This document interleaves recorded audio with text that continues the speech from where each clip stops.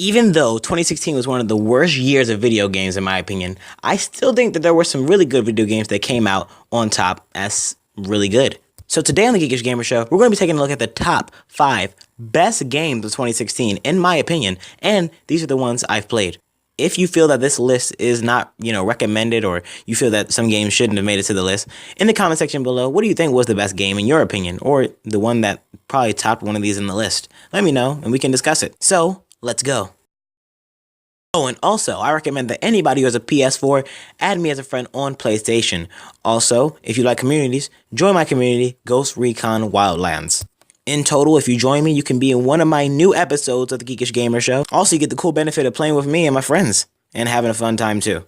So now, after all that blah blah blah blah blah talking, let's get started with the top 5 best games of 2016.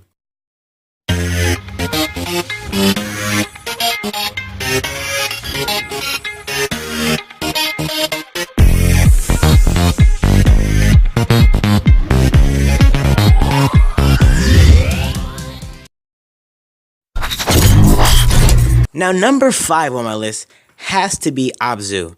And I bet you're asking me, why? Why, Geekish? Why Abzu? It didn't give anything better than Dark Souls 3. It didn't do anything else better than this game or Overwatch. Well, I like Abzu. Abzu. I mean, the locations are beautiful, and there's always something new on the next turn or the horizon. It's just simple, yet sleek, freedom, and great controls with some of the most breathtaking music and scenery in any game of recent years. The game didn't even have a challenge, which was one of the most irritating things about me, but uncovering the mystery of the deep blue sea was more than enough. And I really think that overall, this thing should have a VR mode, or hopefully one day we'll have VR in it, because this game is breathtakingly beautiful, and the music is like John Williams is composing it, the god of music. Abzu brought something to us that we haven't seen in a long time, or even this year, from rarely few games. Great music, and as gamers, we really don't sit down and just look anymore, we just play. And this is the type of game where you have to sit down and just look at movement, and the beautiful graphics, and also just some great music you can listen to. Just sit there and watch and play. It's just beautiful. And that's why it's number 5 on my list.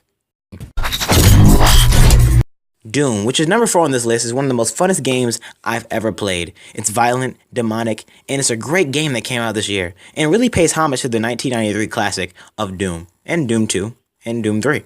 But the game started having all these great melee cutscenes and fun to use weapons such as the super shotgun, even though I do think there is some repetitiveness in some of the areas of the levels, and the loadouts and the multiplayer feel like a Call of Duty hashtag FPS cliche, but it doesn't take away the great boss battles, the great platforming, and hectic action, and I love the snap map community. It's an overall great game, and if you haven't got it now, you really need to get this, especially for the hardcore heavy metal person who loves heavy metal music. It's great, and it just keeps you fast-paced in the action. It's a sleek design, pretty simple, and I'm pretty sure that's why it earned some awards at the Game of the Year awards. It's a really good game. If you haven't tried it yet, I'm surprised, because I've tried it out, and it's beautifully, beautifully made. Number 3 on this list has to be, in my opinion, Battlefield 1. Now, many people will be like, Battlefield 1? Well, whoa, slow down, okay? It's not that good of a game. Well, I'm going to give you the reasons why, and you see me play it before on my channel. It's so much refreshing gameplay and great graphics, from the texture resolution to the optimized Frostbite engine with a super smooth UI. Also, great sound design, which keeps me pushing harder to win the next map. Now, the story is good at preparing you for what's to offer in multiplayer, but campaign-wise, I will say it's pretty dull, only at a maximum of 5 hours of a campaign. But still, it's fun to play, versatile in many ways such as planes, cars, tanks, bikes, and more, etc.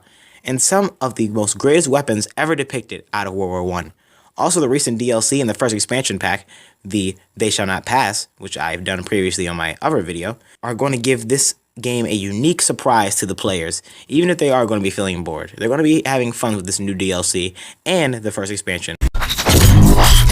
Number 2 on this list, it has to be Final Fantasy 15. Final Fantasy 15 is so damn good.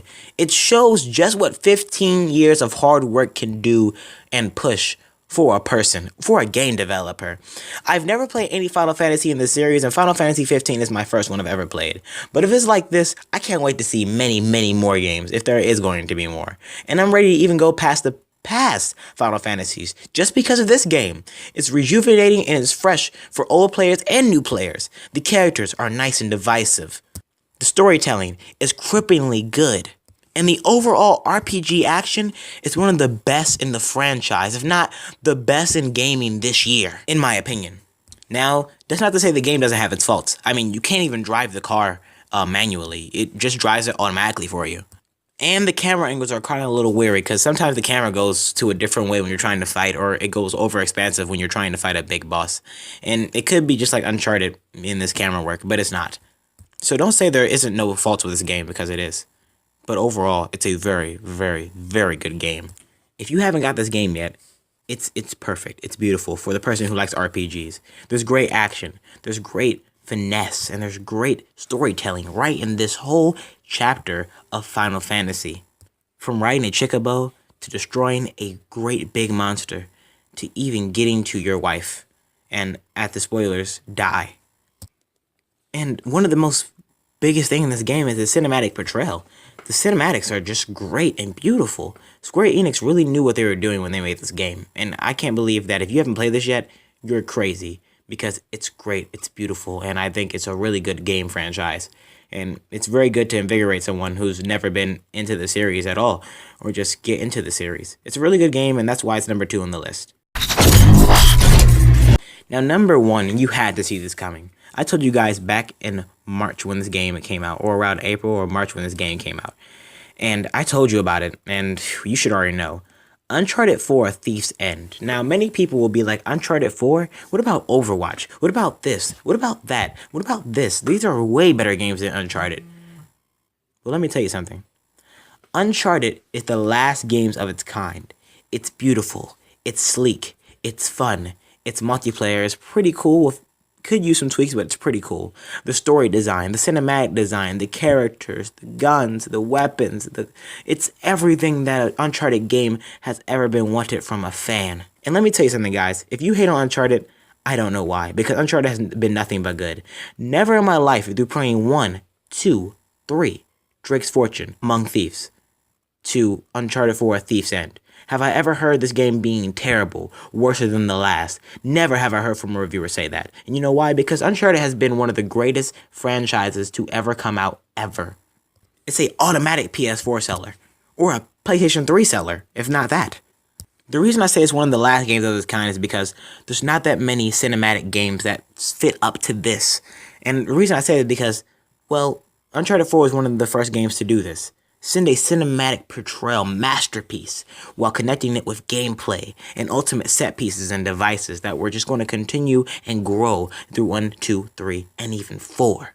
4 is like all of them mashed up together, showing that this is his last ride. This is his last end of being an adventurer, a thief. And if I don't know what to say, if you guys don't like the game, if you don't, then that's okay. Leave your comments in the section below. But to me, this game has the honorary match of being maybe the number 1 game of the year. It may be Overwatch for you guys. That's probably because Overwatch is multiplayer, and I think Overwatch is overrated. I think Overwatch is overrated to me. But Uncharted is just beautiful. And I think it really should have won Game of the Year. But it didn't, because I think Overwatch is overrated. If you want to do a video why Overwatch is overrated, I'll give it to you. But that's not the story we're trying to tell here. The story I'm trying to tell is Uncharted is one of the last games of its kind, and it's gone now. And we should appreciate the next Tomb Raider game coming out, because it's going to be the closest thing we see to Uncharted in a few of recent years. And if you want more information on why it's good, go to my review, because this game is pretty god-slamming awesome.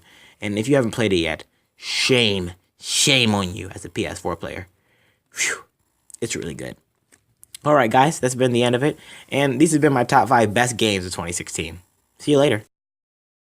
Also, if you did like this video, don't forget to turn on notifications, subscribe, and don't forget to like the video as well, and follow me on Twitter at geekishgamershow16.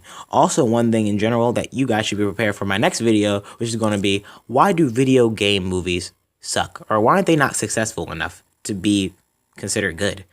We're going to find that out on the next Geekish Gamer Show. Bye, guys. She call me Mr. Bombastic, tell me fantastic. Touch me on me back, she says I'm Mr.